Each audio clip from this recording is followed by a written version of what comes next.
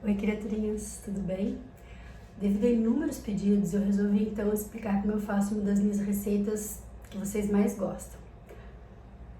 Mentira, gente, não teve pedido nenhum, tá? Eu vou compartilhar uma receita com vocês, mas depois eu explico o porquê disso, tá? E eu escolhi, pra esse momento, compartilhar talvez a receita mais raiz do meu menu, né? Porque tem gosto de infância, né? Porque a gente, pelo menos a minha família, fazia para colocar nos ovinhos de Páscoa, que eram pintados em casa. Então tem todo um valor afetivo, emocional aí bem forte. Eu vou explicar para vocês como é que eu faço aquele amendoim com açúcar, tá? Então lá em casa a gente chamava de tentação, porque você comia um e não conseguia parar. Alguns chamam de cri-cri. E, se eu fosse sofisticada, eu utilizaria o nome, comercial desse amendoim, que é amendoim pralinê. Então, eu vou explicar para vocês, passo a passo, como faz essa sobremesa, esse doce, Porque a gente come qualquer hora, Se fosse só depois do almoço, tava bom, mas vocês sabem que não é. 4 ingredientes bem simples, tá? Então, assim, nada envolvendo mirtilo, blueberry, etc. Eu lembro que quando eu ficava assistindo programa de culinária lá na Gaúcha, eu ficava muito assim, sabe, brava com essas coisas, porque nem sabia, não tinha o Google pra você jogar pra procurar a imagem. Então você ficava pensando, mirtilo, gente, o que é isso, Bom, então assim, isso não faz parte do meu roteiro aí em termos de cozinheira, tá, gente? Eu vou sempre colocar coisas simples, eu sempre comento com os meus amigos assim, que o meu paladar é infantil, eu gosto de coisa mais simples do que sofisticado, tá? Dificilmente você vai me ver num restaurante mega sofisticado, não só por causa da pandemia ou por causa do custo, mas porque realmente eu não, sabe, quando a coisa é muito elaborada, eu não tô preparada ainda, em termos de paladar para absorver tudo aquilo, tá? Então vamos começar com os ingredientes. Um pacote de amendoim, ótimo, Tranquilo. Tem em todas as cidades do Brasil, até as que tem 10 mil habitantes. Fermento químico, minha avó chamava de pó royal, tá? Então assim, esse aqui nem é royal, é flash, e eu também não sou patrocinada, nem pretendo. Um copo de água, tá? Opa, caiu um pouquinho. E 2 xícaras de açúcar, beleza? Então vamos pensar o seguinte, vou falar para vocês primeiro, na minha experiência com relação à cozinha. A cozinha para mim, ela é amor, ela é cuidado, ela é fazer uma coisa especial para quem eu amo, mas ela também é muito terapêutica, porque eu tenho uma personalidade bem sistemática e controladora. Então assim, colocar os ingredientes na quantidade correta, misturar e dar certo, fazer uma coisa gostosa, para mim, além de uma experiência afetiva, tem um quê de química, tá? Você perceber, misturar ingredientes na proporção certa para criar uma outra coisa é pura química, tá? Então assim, na minha cozinha eu uso medida, eu uso copo, eu uso timer, eu sempre cozinho com relógio, tá? Então, para minha cozinha é isso. Para você pode ser outra coisa, Vamos pensar que eu tenho aqui 4 ingredientes, mas se eu for fazer esse amendoim e não tiver o fermento químico em casa, eu não consigo. Daí eu separei tudo, já fiz todo o processo. Então primeiro eu separo os ingredientes, daí eu meço, daí eu começo a cozinhar, tá? Esse é o meu jeito de cozinhar. Então vocês vão ter sempre indicações muito precisas. Essa receita é muito simples, mas vocês já perceberam que tudo que é muito simples tem um segredo, Novamente, lembrando da minha avó, ela falava que é o pulo do gato, tá? Os antigos, esse segredinho, esse jeitinho especial de fazer. Então para essa receita, eu gosto do amendoim assado antes, tá? Muitos não fazem, e eu acho o gosto do amendoim sem tá assado muito forte. Então, é um pacote de amendoim que eu assei antes, durante meia hora. Então, eu peguei, coloquei o pacote na forma, liguei o forno em fogo alto e deixei meia hora certinho no relógio, tá certo? E aí eu tenho aqui. Uma vez eu postei essa receita no Instagram e uma aluna falou assim, professora, não deu certo. O açúcar não grudou quase, mas eu falei assim, tá, você deixou com casca? Não.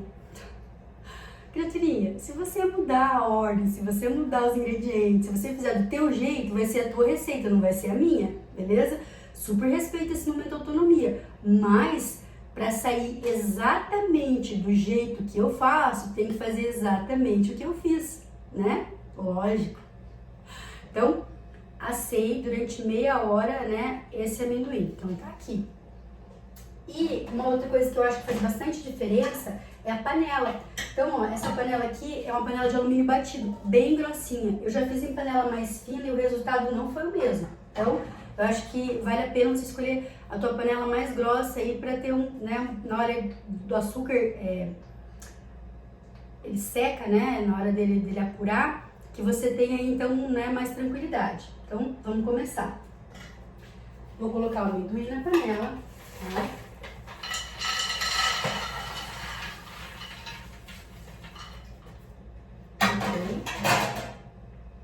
A água, o açúcar e uma colher de café de fermento químico, tá? Ó, 4 ingredientes, a gente vai fazer uma mágica, mesmo que você não goste dessas matérias, né, matemática e química, isso é pura química, tá? Eu liguei aqui e vou, né, deixar apurar. Eu falei que eu cozinho com relógio, então eu já percebi, lógico, dependendo do teu fogão, né? Os adultos, a gente tem uma boca do fogão preferida, a gente não comenta sobre isso, mas a gente tem, concorda comigo? Então, na minha boca preferida do fogão, isso aqui, esse processo de apurar, né, de secar o açúcar, ele demora 10 minutos. Enquanto isso vai acontecendo, eu vou conversar com vocês um pouquinho sobre como foi o meu semestre, né? Esse semestre tão diferente na nossa vida, né? Tão complicado para a maioria de nós. Bom, para quem não sabe, né? Eu acho que, na verdade, quem está me assistindo possivelmente já foi meu aluno, né? Mas vai que um desavisado assista o vídeo. Eu sou professora há quase 20 anos, tá? Então, assim, só que eu sou uma professora raiz, né? Eu sou uma professora GLS, Giz, Lousa e Saliva. Eu nunca tinha dado aula em AD. Tá? E o que a gente faz agora, né, em termos profissionais, né, os professores, quando a gente atua nessa dimensão, né, da pandemia, nem é AD, é aula remota, porque a coisa vai acontecendo quando você está, né, a transmissão é feita exatamente no momento que você está dando aula. Então não tem gravação, não tem edição, não tem uma segunda chance, é direto. Gente, vocês não têm noção de como eu sofri para resolver isso, tá? Então, uma analogia. É como se você aprendesse a dirigir com o carro em movimento. A gente sobreviveu, tá? Assim, a sensação que eu tenho é de sobrevivente, né? Naqueles momentos que você diz, olha, eu fiz o melhor que eu podia nesse momento, tive que reaprender a dar aula.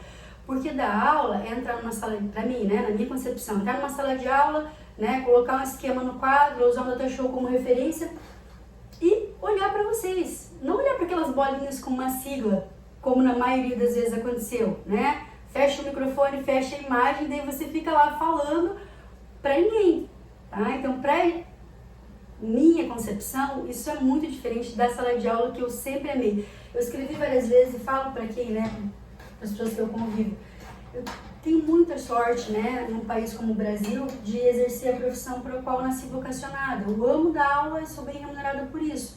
E esse semestre, né, isso na verdade não aconteceu do jeito que eu estava acostumada, tá? Então a gente ficou com essa parte sem contato com vocês, com muita sobrecarga de correção, de aprender a fazer as coisas, então a atenção foi bem forte, né? Nem correção online eu fazia, gente, por causa dos problemas de visão, eu sempre me protegi disso e agora eu tive que, né, resolver essa questão, porque como é que eu não vou corrigir, os alunos vão ficar abandonados porque eu tenho essa, né, limitação? Não, dei meu jeito, tá? Mas eu queria falar com vocês, né, sobre esse momento aí que a gente tem que se reinventar, esse momento que a gente tem que enfrentar essas dificuldades. Então veja, uma pessoa como eu, que é jovem há mais tempo, faz inúmeros exames de rotina, tá? Então assim, né, a gente tem que cuidar, né, da saúde, tem que, enfim, é um processo que nós temos que estar recorrentemente no médico, pelo menos uma vez por ano, né, para fazer aquele roteiro básico de exames. Então, no dia 16 de março, as aulas foram suspensas, né, e a gente viu todo esse processo, né, de reaprender a ser professor. Em maio, eu fiz um mapa de pressão.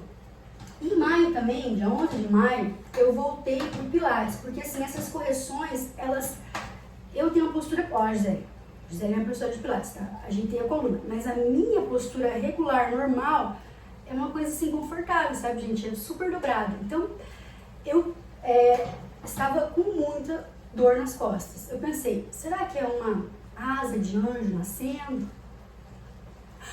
Não, era mesmo a postura, né, totalmente errada que eu estava corrigindo os trabalhos. Às vezes 3, 4 horas de correção.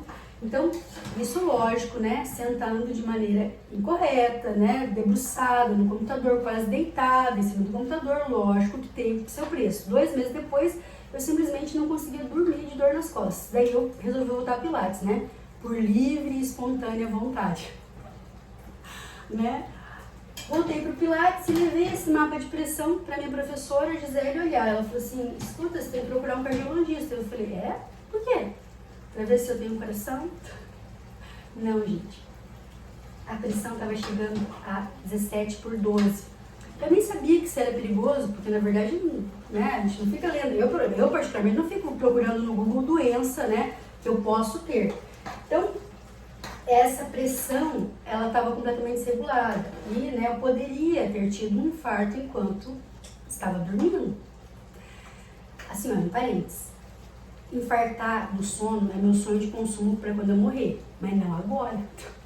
Eu posso esperar pelo menos uns 20, 30 anos para cumprir essa meta.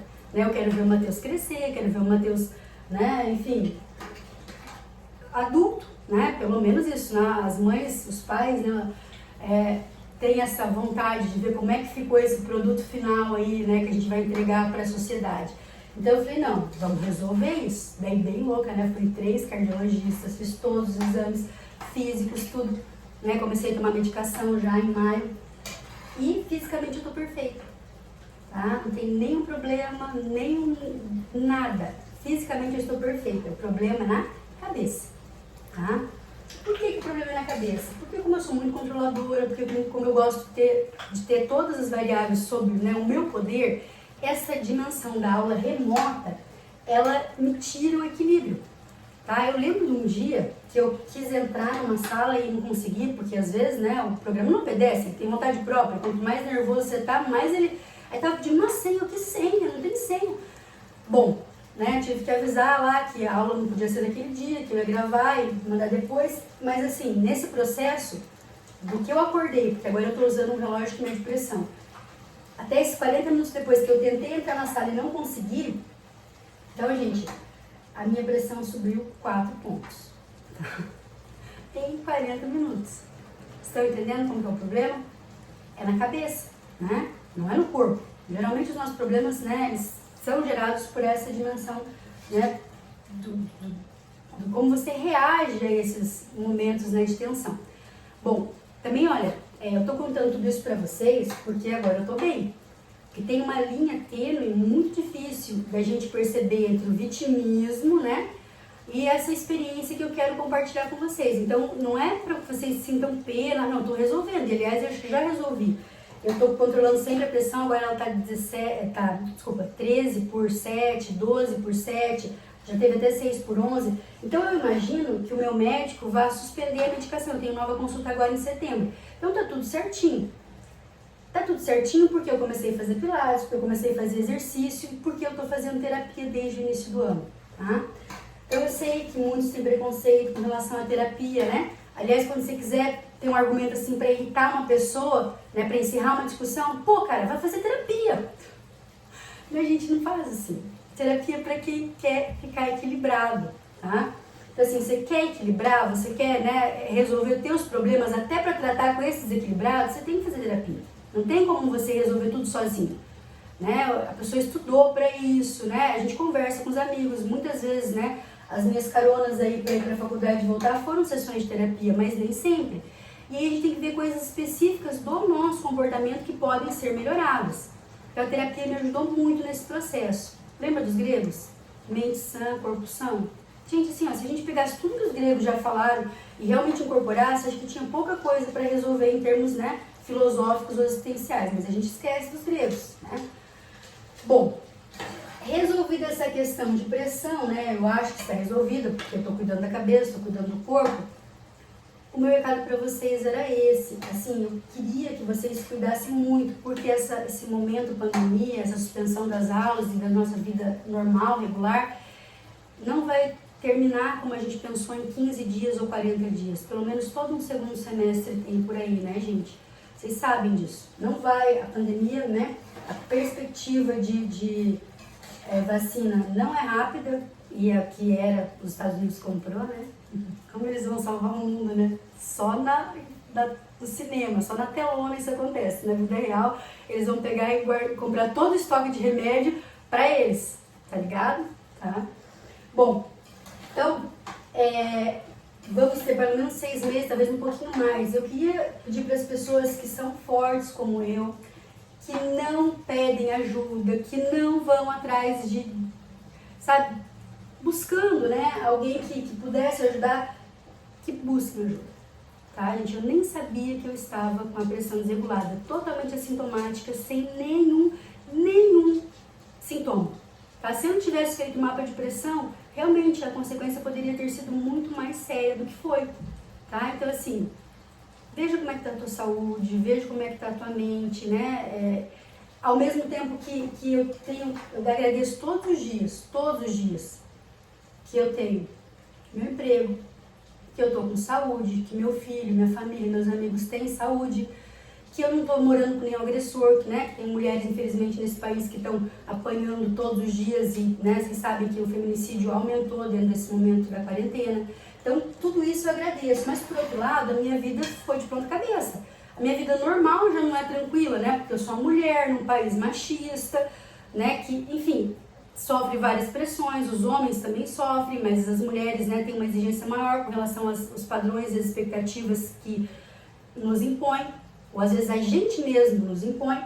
Então, mesmo agradecendo por todo esse privilégio que eu tenho, né, de estar bem de saúde, né, de estar bem segura, ao mesmo tempo eu vivo um luto, tá? Eu tenho que pensar nisso, eu vivo um luto por uma atividade profissional que eu amava e que não é exatamente da maneira como eu vivi durante 20 anos de forma muito prazerosa. Eu vivo um luto porque as coisas que eu gostava de fazer, né, as minhas viagens não acontecem mais, né? Cada um vai procurar prazer no que gosta, né, de fazer. Então, assim, eu nunca fui uma pessoa que gostou muito de ostentação, por exemplo, nem roupa, sapato, bolsa, nada. Eu gosto de comprar coisa barata, eu gosto, né, nossa, comprei isso aqui por 50 reais, eu vou, né?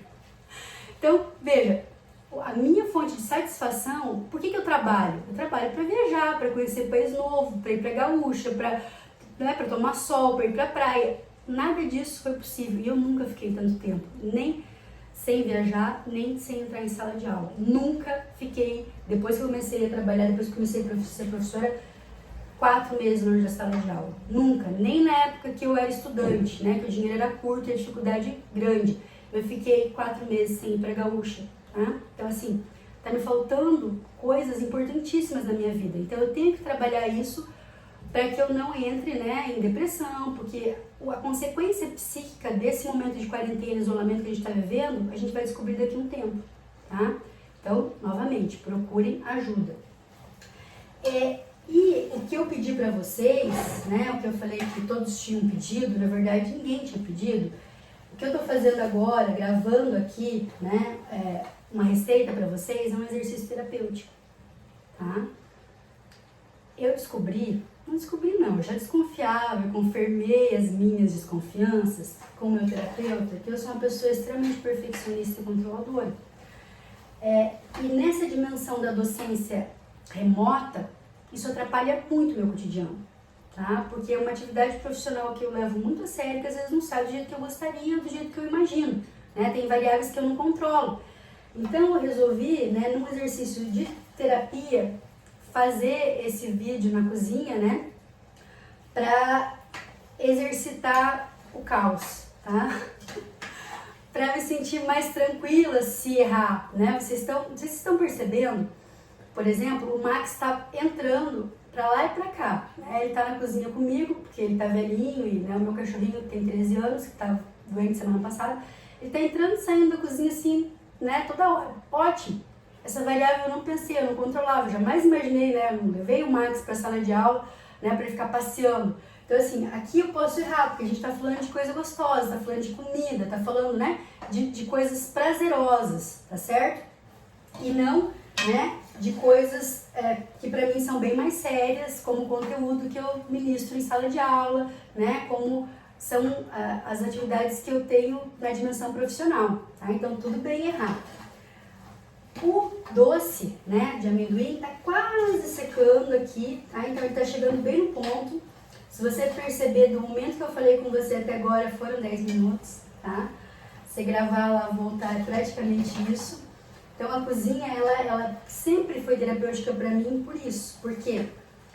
Porque eu separo os ingredientes, eu vou colocar ali e depois que eu fizer tudo certinho, do jeito que eu tô acostumada, vai ser uma coisa bem gostosa, tá? Então pra mim isso, né, produzir isso, ter todas as etapas sob controle para fazer uma coisa bem gostosa, e, né, imagina, né, eu já fiz bariátrica, né, eu gosto de comer, né, todo gordinho gosta de comer e alguns aprendem a cozinhar. Então, ó, secou, tá? Vou mostrar pra vocês aqui como é que seca, ó, não sei se dá pra ver certinho, ó, tá vendo? Não tem mais água, tá? É só o amendoim que tá aqui, as beiradinhas ficam já só açúcar, tá? Então é nesse ponto aqui que você pega, né, vou desligar o fogo, tá? Você pega, coloca na forma de novo e coloca no forno pra secar, tá? Pra ficar tudo sequinho. Às vezes, tá, gente, eu esqueço de explicar as coisas porque eu não tô acostumada com ninguém na cozinha, tá? Nem o Matheus fica comigo na cozinha porque ele fala demais. Né? A cozinha pra mim geralmente eu penso muito na cozinha, cozinhando ou lavando louça, já que as minhas atividades práticas estão me tomando, então, né, pra lavar louça eu não preciso pensar, então eu penso assim em outras coisas, né, eu resolvo outras coisas na minha cabeça, tá certo? Então, ó, coloquei na forma, tá? Tá aqui. E vou deixar mais 10 minutos no forno pra ficar bem sequinho, certo? É isso, né? Não tem muito segredo, como eu falei. Eu gosto de coisas simples, que seja rápida, que seja fácil. E eu vou fazer alguns exercícios com vocês aí, compartilhando essas receitas, porque vocês querem? Não! Porque eu preciso, tá? E eu sei que sempre vai ter uma criaturinha, um taurino que vai assistir até o final, né? Então, a receita do dia foi essa.